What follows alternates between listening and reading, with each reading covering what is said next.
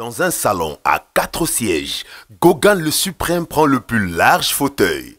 Rollin Mangala TV tire ses rideaux pour l'un des plus grands shows de son laboratoire.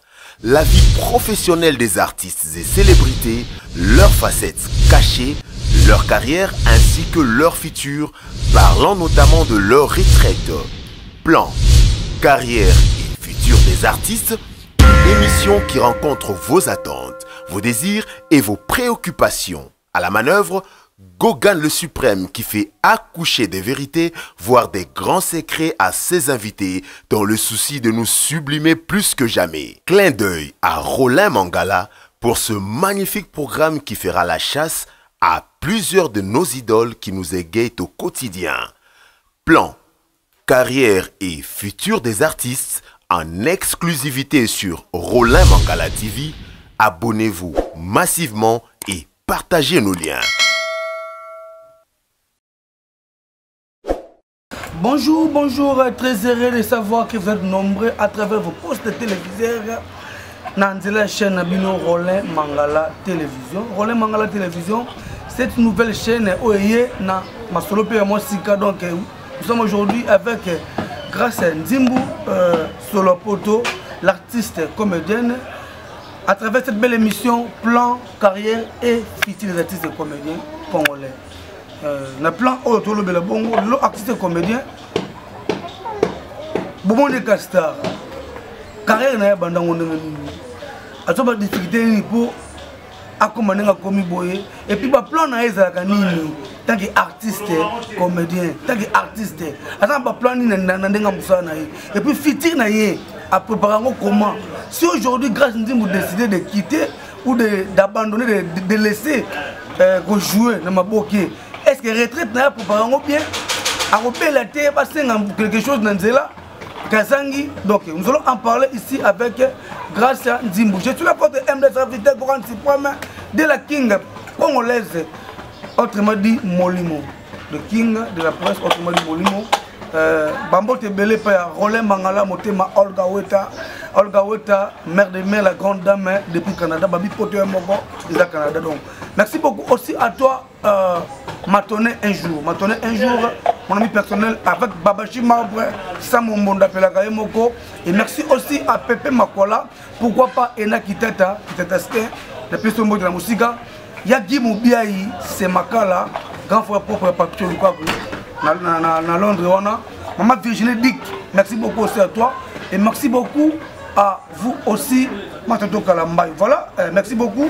Namda Cindy Caméra. Derrière la caméra, merci beaucoup à toi aussi.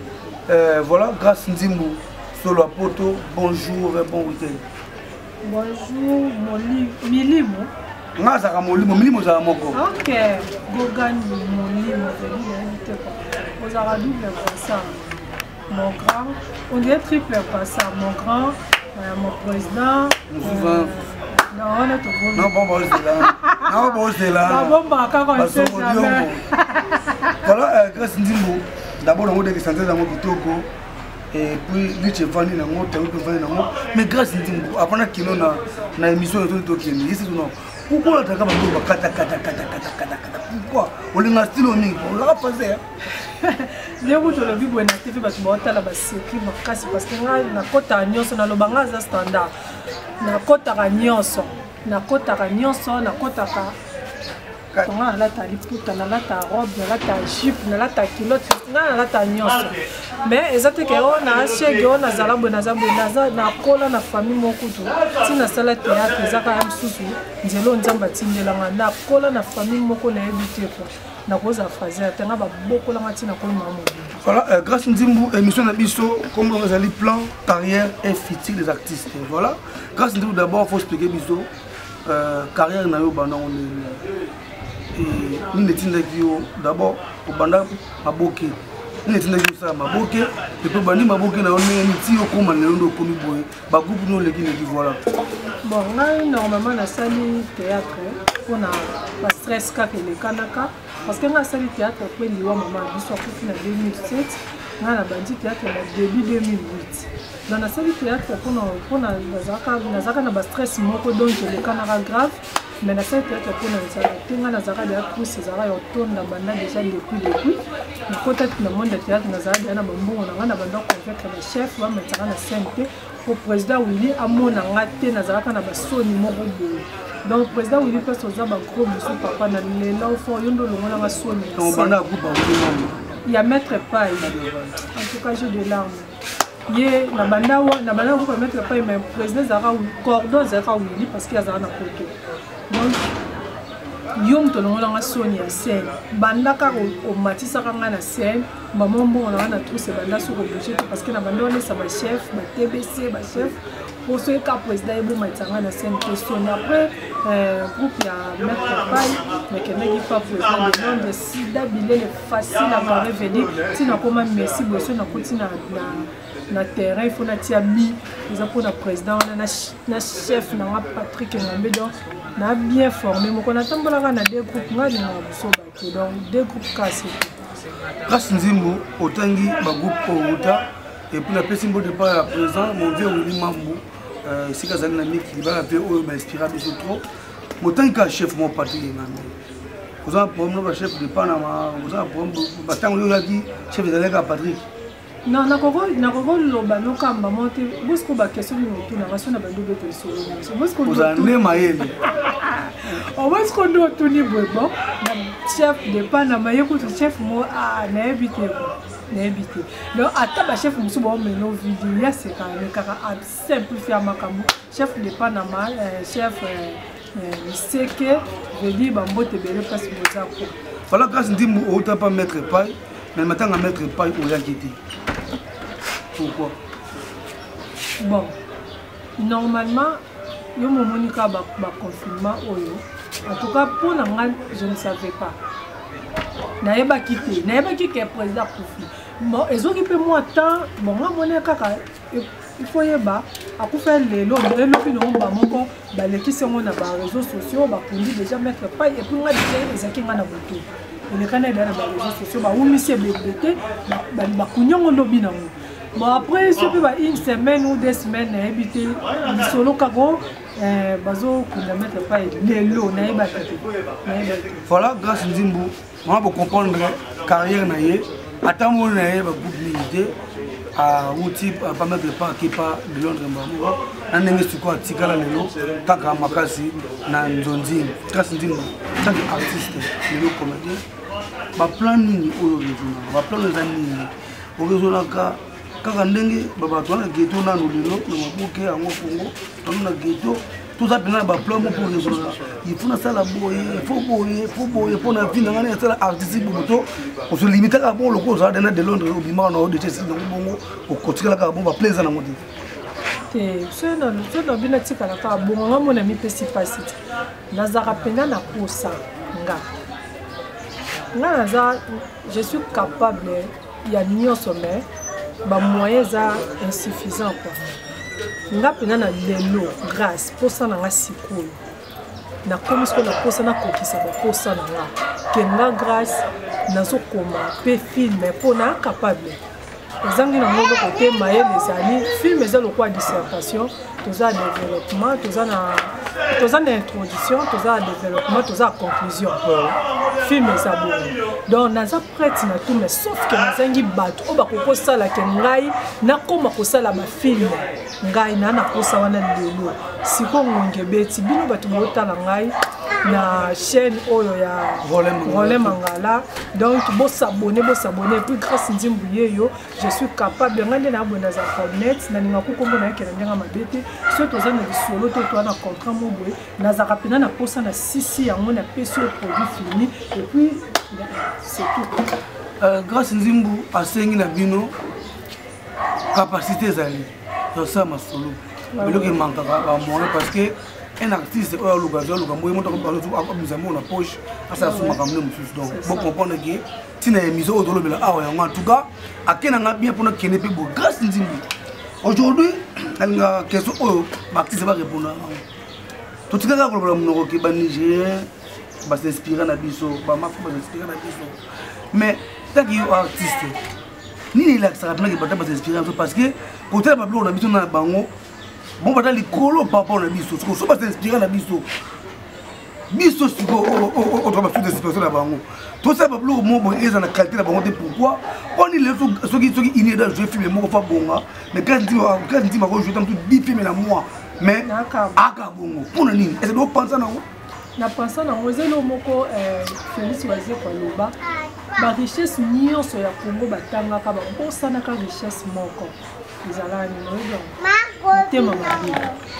Congolais nde mutema mabe eloko yo betia ba Nigeria au mona ba Nigeria ba sa ba film ko tout na ngo au mona aéroport ba filmer baza à l'aise ba voiture à canot ba mikondi na bango ba opesa mais biso au sein de banda non ndeni aéroport pour ta femme avec ton téléphone kaka so même so filmer wana problème donc eloko ça là que to comme niveau na bango te parce que biso toza limité par rapport il y a pas soutien ba pesa ka biso eloko te ni te biso toza moi mbongo no moko insuffisant o ba nulu ba mituka minene na ba cher po ko louer mutuka ezala na o louer mutuka et après yo moko tika na combien o pesa bato ba eko sala lo musala combien donc biso toza na scène bango parce que biso mutema mabende za richesse biso non ka boboka ba producteur est-ce que vraiment réellement tant que yo artiste est-ce que na Congo ba producteur vraiment parce que quand on parle de producteur mam o ba o ezanga te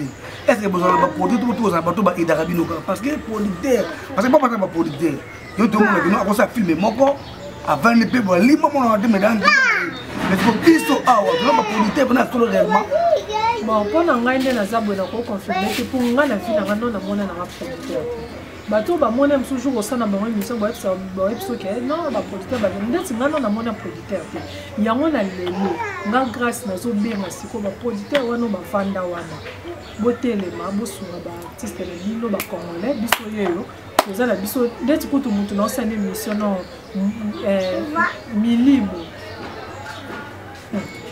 dans la habité cerveau moko dans la habité toke non na chef Patrick Ngande donc cerveau moko tara mutako ma film soit la muki donc à l'autre moi la muki abanjo koma mais au mona que toza limité pour ni toza na ba soutien que toza na ba aide ba producteur grâce Ndimbulie yo bosuma ngai pe na mata na kende ini edo ana mabele misakite azana sika ba tobolela ya différente biso ça ça ndenge moko soki bolingaka musala na bino bolinga ba actrice na bino ba acteur na bino botombola biso yeyo tovanja et si arriva un jour grâce Ntimbo moi bengi to chez moi bengi ba bi pour signer contrat na bango déjà te wana na samate peut-être ndenge siko na mi bimisi boena komo loba ngaza fille de chance la zone ndimake même soko mona kaka Rolin Mangala TV to bandi masolo ka non na ngai na ebiti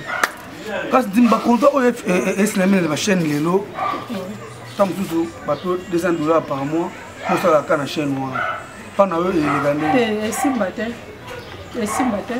et déjà yo mutu zo sa actrice mo to acteur mo boy artiste na yo o sala eke a signé contrat pour na $200 azaka pano c'est ko denga kete pour artiste ou artiste il faut panzana na place nyonso ba hôtel parce que yo sali bien privé non yo zomte ma bende tinga boy na ebite merci mbate so ngana na mutu moko lelo na bombi na kombo na ye yesko ayena a système de contrat na contrat libéral quand je dis que je vais partout lingi mais ceux qui en a posé na yo na chaîne pour se présenter pour jouer pour boka na bongo mais ce que y a un contrat en plus là beauté il y a soit quand na IST ou PCO et servir et aider la vie sur le transport pour récupérer muke c'est pas pour que autant bon on fier mais na poche le gâteau le billet yo mais quand même ça contrat mon libéral on jouer partout lingi mais ceux qui tant na bon ça va plein bon coquille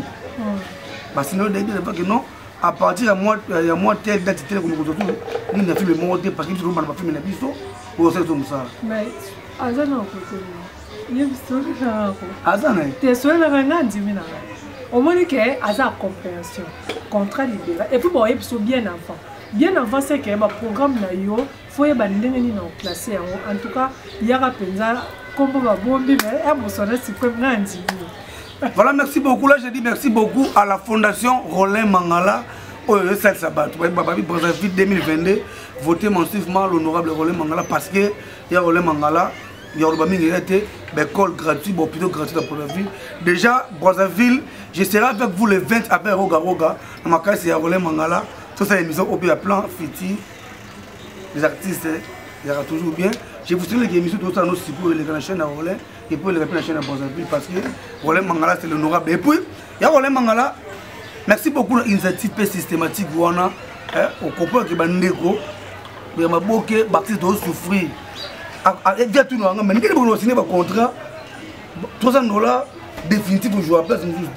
Mais si on a une émission, sur la personne IST, on tient un boulot, on peut continuer mon message. Pardon, frère. C'est quoi ça Sofani na yenga na timba veut dire ezayo. Président René Mangala.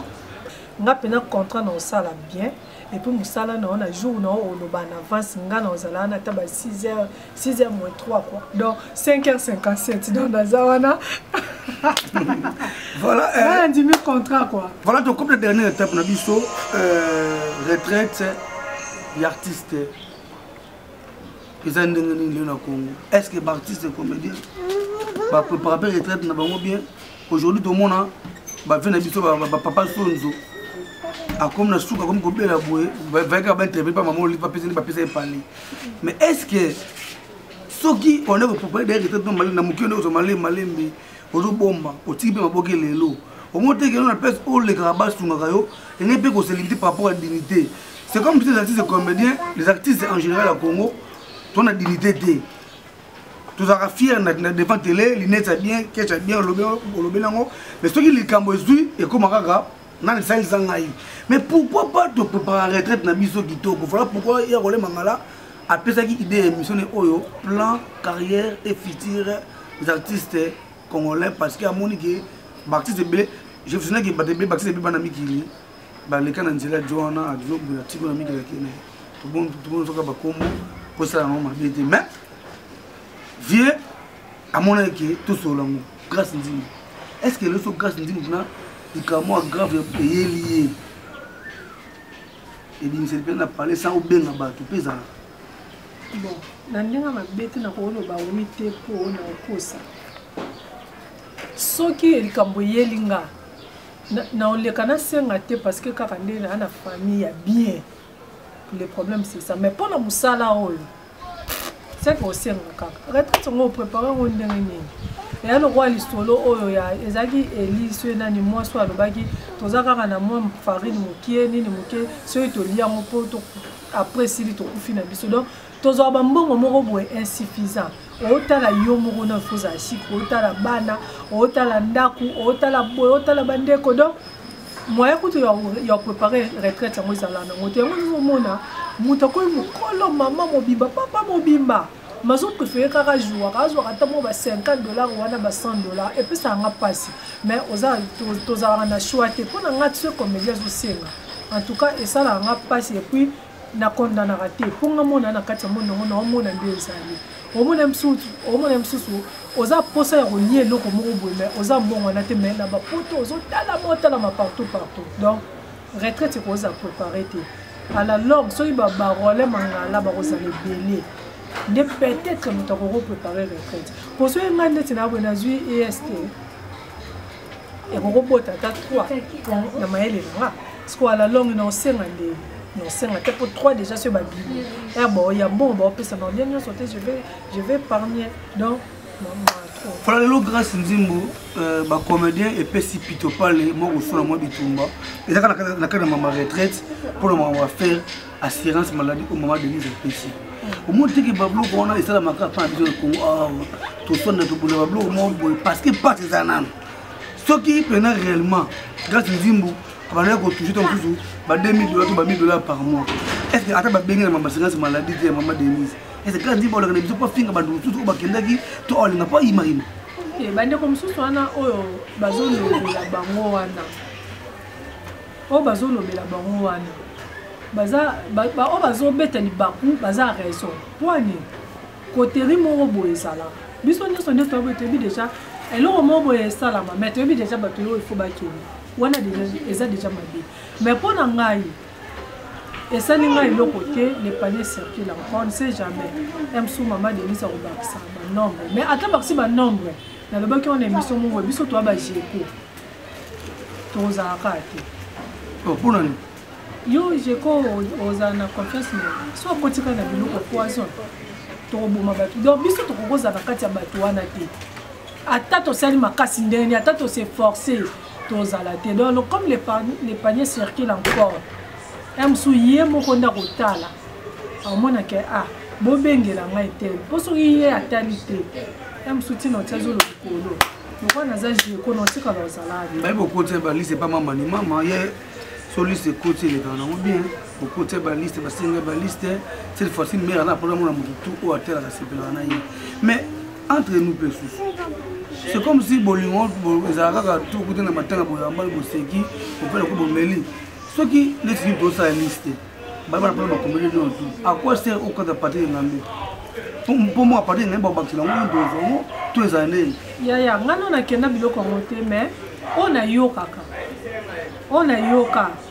Oyo moko toza témoin bino nde bozo ba chance bino ba boza bino ba jeko te biso ba jeko toza mala toujours tout est déjà préparé donc jamais ba mona ke enveloppe o comme mkono ngazate to panza panzela bino to bakisaba niyo soza préparé bien maman on a sepelane atala pa classe sociale atala nini to ancien oni il paraît na muto likolo na muto se besoin ka muto mokonde na yoka sikoyo na bato basala mutema ba e ngolo ko na bena bane bande dans le cas za richesse na biso na comprenant mutema mabe et bien ranganga souté donc atape na zate banda bato banda keti lelo na sala pe kato mena lia kana na melana na viva na se pe na beli na kena na hôpital bato bazu ba makaro pona mamoni mali nzamba sala nga grâce pe non na bela na malade le kana on fait de la donc on kokana ko mise au soin inutile. Mais comme les paniers circulent encore, elle y a beaucoup de temps maman Denise, elle même maman Olive au bien à battre. Comment peut côté na haut? À chaque fois na côté na comment me na repêcher na ngai. Na bima. Biso to za so ba ji comme moi on na kati ba to za te poison. Donc voilà, tout comme la souka, il y a émission de biso plan carrière et futur des artistes congolais. Grâce Nzimbu, namakasi ya chaîne pour les amours sika, badba s'abonner mensuellement parce que il y a des choses maman bezali. J'espère que grand tu peux bomoni la couleur musuzu, au boye belité, bomoni la couleur lich et puis bomoni la maramo boye, il y a moi classique et ça. C'est pas le coup que kende to finga na wane pia ngakanda mabe. Te ana za makamwa te. Ah la CP. Mukolo émission zali Rolin Mangala et mukolo honorable. Bana posa fil bo voter en 2022 massivement Rolin Mangala. Donc il y a Rolin avec permission nanga organe suprême mon limo marqué ba manga pa na mais na toujours ka yo mwande kindaka petit okati suki kaza no suki to kota makamwa boye. Ça va bien. La délégation Badbaoza la Cotoana na participer grâce Nzimbu. Donc merci Milimo. Banda de poudre voilà. Donc ngai na leka na batu nanga on a mona na bango passe donc ni to na maboke boye maboke mo ba click la kila batu nanga mo ba non so sali kamona oya kozanga te soki ba biso oyo ezaki batu to sala ba liste ona donc so do kenai 100 fois ba ba 100 fois. Bato be ba sanfo wana popo wana bata ba ba konkurwa ke bongo zano ka ne ngondo yango moni il faut to préparer to ka mabuka to bien de to sa de mission so boye ezana ngo bien moi contrat mo ka bien mutra mo IST na ye so ka kene ti moi ima mutema ezana ngo te lui que chauffeur na ngo ela nga mo difficile ele mo muke la yo la o du lelo tant on a DSP pe ka na ka la ngo parce que ezana ngo donc alors grâce Nzimbu dernière parole pour l'émission lelo. Et puis, numéro de téléphone sur le président de dédicace, toi aussi, ça non. Dernière parole, on a habité quoi. Donc, on chaîne dans les dernières paroles, mais le bagage pour toi aussi, c'est mission quoi. En tout cas, chaîne à Boénon, on a monté pour s'abonner massivement. Maintenant, quand on a émission à Boénon, grâce à Nzimbu, tout pena vendisi à moi et puis Goga na vendisi tout, biso mbali batami tout, mais tout on vendisi comme on a habité quoi. Bo s'abonner massivement, bambote belé na famille nanga kaka ya nanga bisu Nzimbu Cynthia Divanga d'Angola veut dire Angola na habité quoi. On dirait aux en France, on dirait aux Londres, on dirait aux États-Unis na habité. Nanuka mai place aux bambote belé. Alaska moseka fille ya kin mais atala internet ya dégâts. Bambote belé na tout ikoli bisou à toi. Kandinda ya shop na habité ba fille mona kin mais ndenge batalelaka internet. Na habité président on Mangala grâce Nzimbuyeyo. En tout cas, ba idée na yo, nzamba pambola esala mabongo place oyo yo zo bimisa wana ero robanda ko bimisela biso ba jeko ba nyama poison nzamba pambola ekota ezonga ebele et puis nzamba pambola ba kselo mikolo ebele relais mangala motema ya Olga Weta mama Olga Weta ndemo za pembeni ya relais mangala. En tout cas, sungaka ekaka na oyiba ide na ye oazanango ko sungeza bien loboko oyo epe saka yango nde ezwaka. Bambote bele kwa na sepe na émission na sepe Gogan vraiment. Non na mono boete. Nde na monyo boe. Na sepe makasi mutu vende sika moko pourtant mutu ezalaka likolo. C'est bon quoi. Merci beaucoup et ça qui bon na makasi ya Yemeye l'honorable Rolin Mangala le Canadien le plus suspect na kati Amérique donc ce beau c'est plein d'émissions bon merci beaucoup et pas y Rolin Mangala motema Olga Weta plan carrière et futur des artistes congolais une émission une très belle émission qui parle il y a une retraite il y a artistes aujourd'hui il y a des artistes comédiens ou musiciens oyo bazo belle ba parler ba tiga théâtre mutosunga ba ngwa de pour préparer retraite il est grand temps à nos producteurs à nos mécènes bon c'est la baptiste nzela basa musala bango kitoko bon c'est la baptiste montant mbongo au peut ba cracher vous appelez l'artiste de comédien ba jouer au peut $15 avec $15 faut taxer express à rouler ni on a des donc voilà pourquoi la fondation FRM Rolin Mangala et na ba innovation no sika donc désormais vous allez suivre en exclusivité émission Oyo ya Boye plan carrière et futur des artistes, musiciens, comédiens et équipés. Nous avons fait Chaka Congo, on a fait un message de Chaka Congo. Nous avons fait un père, moi, comédien, comme on est qui n'a poussé à Koufagi. Chaka Congo, Rolin Mangala est derrière toi, à Obenga, au Kalaté, parce qu'il y a la fondation de l'ONG. Et puis, quand on était sous, quand on a quitté Awa, Toro Kende, dans Félina, où ils sont venus, Boussou Melo, na Birmanie, Sayo. Petit Pampex, et ça la bien dans le cadre de la fondation Rolin Mangala. Et merci beaucoup à Matoné un jour, merci beaucoup à Babashi Marbre, à Plaraï Mouroussa Mombunda, Matoto Kalambayi, merci beaucoup à toi, merci beaucoup à Enaki Tata, merci beaucoup à Pepe Makola, et merci beaucoup à la belle Poutou Meraleki, Iget Poutou Mono, il y a Papa Artir Ngwe, et merci beaucoup à Guy Moubia et Makala, Tonton Guy Moubia et Makala, Malon Ratongo, merci beaucoup à Maman Virginie Dick. Ma Virginie Dick Mokondi ya la santé n'a pas de prix TV en tout cas mais na commandé critique nanga bozongo donc Lava Coach titre ya mwana et côté à donc à très bientôt Lava Coach et pas ma Virginie Dick donc merci beaucoup on se retrouve au prochain numéro à suivre. Dans un salon à 4 sièges, Gogan le Suprême prend le plus large fauteuil. Rolin Mangala TV tire ses rideaux pour l'un des plus grands shows de son laboratoire. La vie professionnelle des artistes et célébrités, leurs facettes cachées, leur carrière ainsi que leur futur, parlant notamment de leur retraite. Plan, carrière et futur des artistes, une émission qui rencontre vos attentes, vos désirs et vos préoccupations. À la manœuvre, Gogan le Suprême qui fait accoucher des vérités, voire des grands secrets à ses invités dans le souci de nous sublimer plus que jamais. Clin d'œil à Rolin Mangala pour ce magnifique programme qui fera la chasse à plusieurs de nos idoles qui nous égayent au quotidien. Plan, carrière et futur des artistes en exclusivité sur Rolin Mangala TV. Abonnez-vous massivement et partagez nos liens.